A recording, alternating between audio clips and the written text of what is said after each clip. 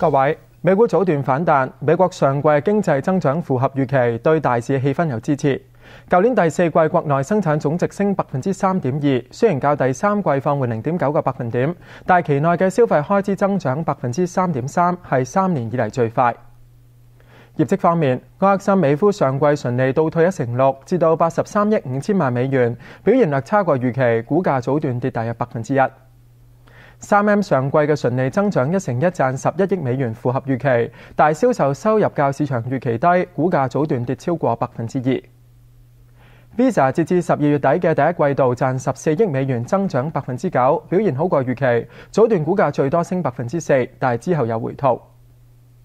另外部分科技股嘅升幅顯著，上季盈利急升嘅 Facebook 股價最多抽升超過1%半。谷歌獲聯想以超過29億美元嘅代價收購旗下摩托羅拉智能手機業務，早段股價最多升4%。道指最新升78點。歐洲股市個別發展，匯控喺倫敦嘅股份懷疑出現錯盤交易，股價一度抽升近1%，至到688便士，折合超過88港元，但係之後迅速回落。有交易員就話，以股價急回嘅速度，相信事件好可能係有人交易嘅時候撳錯掣造成。至於年30港股只有半日市，大市曾經下挫近400點，總結蛇年恒指累積跌1100幾點，跌幅達到半成。蛇年最後一個交易日，港股一度大跌395點，臨近尾市跌幅顯著收窄，收報22,035點，跌106點，半日市成交492億。聯想急挫8%，係表現最差藍籌，騰訊創過545蚊嘅新高。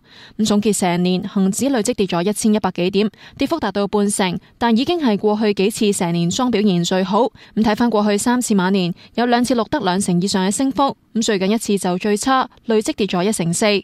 無線電視陳曉陽報道，最活躍港股收市價：騰訊升11個半，聯想跌9毫，中國移動跌4毫，建行跌2仙，匯豐控股跌1蚊，工行跌5仙，友邦保險跌7毫，安盛實中國跌6仙，平保跌1個4毫半，中行跌2仙。輕鐵天水圍天榮站發展項目再次流標。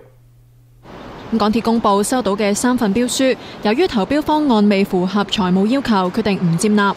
天榮站可以提供大約1500個單位，有分析話區內潛在供應多，發展商出價審慎，政府對地價過於樂觀，都可能係流標嘅原因。市況冇大改變之前，相信港鐵唔會喺短期內再推。無線電視陳曉陽報道。中石化證實有員工正被廉政公署調查。據初步了解，調查只係針對相關員工嘅個人行為，公司會積極配合調查，並繼續一貫嘅政策，對任何違法同貪腐行為零容忍。美元匯價：日元102.63，英鎊1.6508，澳元0.8786，歐元1.357。港元匯價：日元7.5642，歐元10.5395，英鎊12.8212，瑞士法郎8.6119。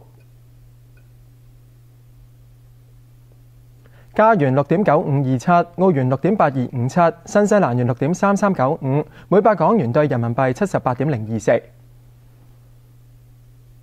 今日財經睇到呢度，祝大家馬年進步。